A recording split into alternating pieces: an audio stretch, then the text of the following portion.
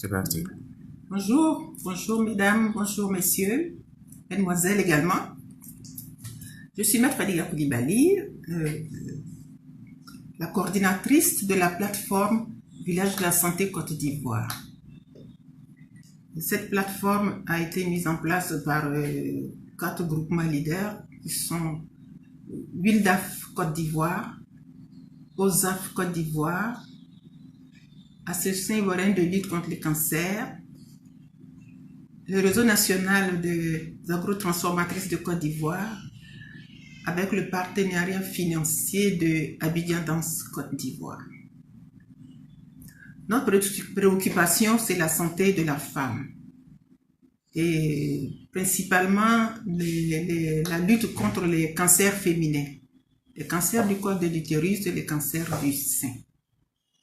Alors aujourd'hui, je vais vous faire part d'une histoire que la plateforme vient de vivre, qu'est en train de vivre d'ailleurs, qui nous a permis de voir un autre pan de la souffrance des femmes dans leur foyer et dans la vie de tous les jours.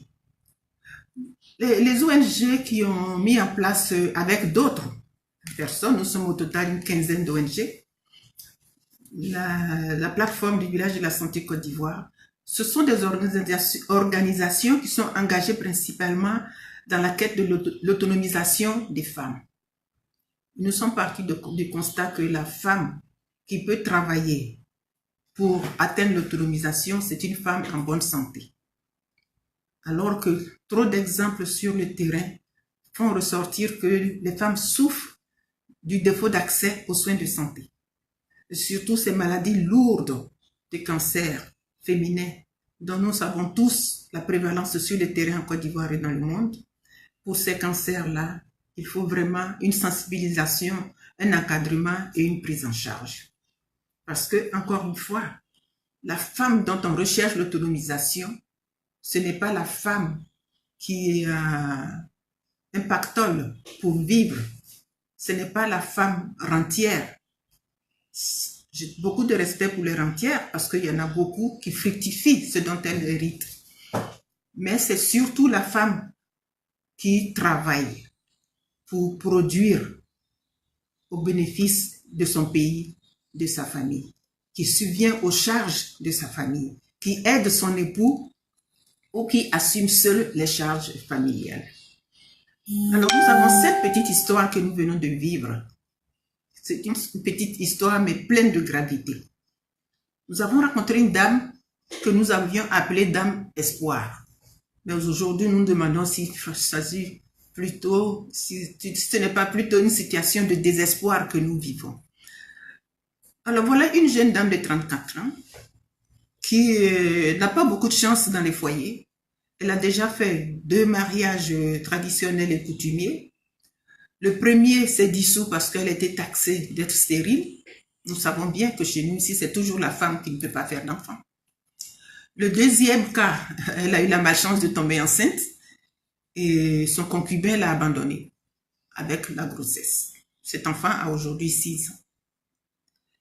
Elle vole en 3e noce en 2016 et elle tombe enceinte. La stérilité est bien loin, Dieu merci.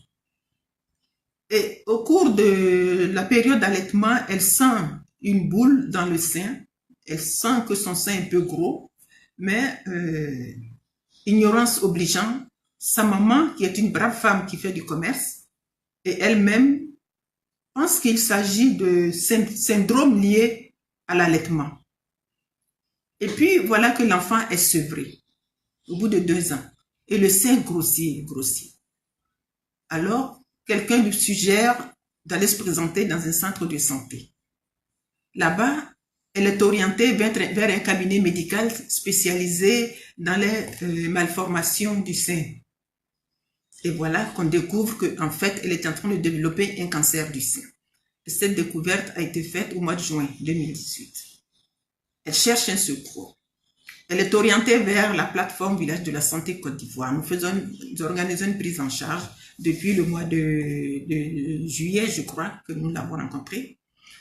Nous l'encadrons pour faire les examens nécessaires en partenariat avec une sœur française qui s'appelle Agui, dirigée par ma sœur, Madame Kipré Nyandouye, perpétue, Prudence, pardon. Et nous encadrons cette jeune femme avec l'aide de l'Association ivoirienne de lutte contre le cancer et les médecins affiliés à notre plateforme. Nous faisons tous les examens sanguins et radiographiques qui sont prescrits par les médecins. Mais nous le faisons en étant en conflit avec son époux.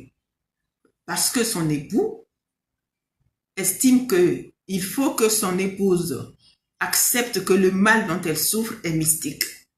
Et c'est à cette seule condition qui pourra l'aider à se faire soigner. Donc, contre vents et marées, nous arrivons à faire tous ces examens, en ayant d'ailleurs parlé avec l'époux. Et Dieu merci, les examens permettant la prise en charge thérapeutique, parce que les résultats étaient bons, nous avons, avec les médecins, programmé la première chimio pour lundi dernier, qui était, je crois, le 17 septembre.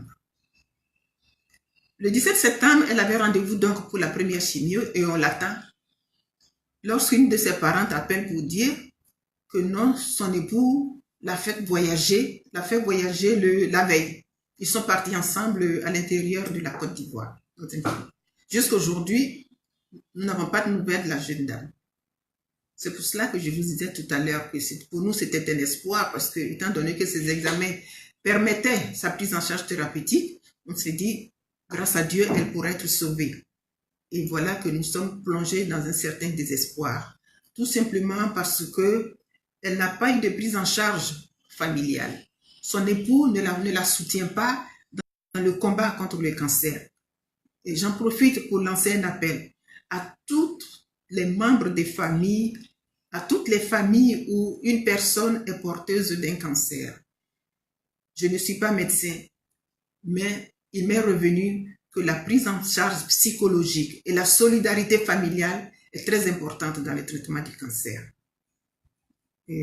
Aujourd'hui, notre plateforme est un peu triste de constater que cette femme n'a pas pu entrer en soins et nous ne savons pas du tout ce qu'elle deviendra. Donc, notre appel, c'est un appel à mobilisation. Et pour faire valoir que notre objectif, qui est de sensibiliser au maximum sur cette pandémie que constitue les cancers féminins, et que ce combat pour la sensibilisation est primordial. Et ce n'est pas qu'une affaire de femmes. Les frères, les sœurs, bien sûr, et les époux doivent s'y engager. Ils doivent s'y engager pour le bonheur de la femme, pour le bonheur de la Côte d'Ivoire, car n'oublions pas que la place de la femme dans la vie économique de la Côte d'Ivoire, dans l'émergence économique de la Côte d'Ivoire est connue, elle est publiée, elle est admise et nous devons faire en sorte que la femme, qui est quand même le second pilier de la Côte d'Ivoire, je ne dirais pas le premier, mais l'un des piliers, et puis quand je vais dire le second encore, on va me dire pourquoi pas le premier? C'est vrai que nous voulons être les premiers, mais nous voulons au moins que nos droits soient reconnus et que la santé, le droit à la santé de la femme soit pris en compte. Parce que pour nous, le droit à la santé pour la femme, c'est une question de droits humains et c'est un impératif de développement. Je vous remercie pour votre attention et je vous prie de bien pouvoir transférer, de bien pouvoir publier ce témoignage afin que l'espace de lutte pour l'espace de lutte contre le cancer des femmes s'étende de plus en plus. Merci pour votre aimable attention et à une autre fois.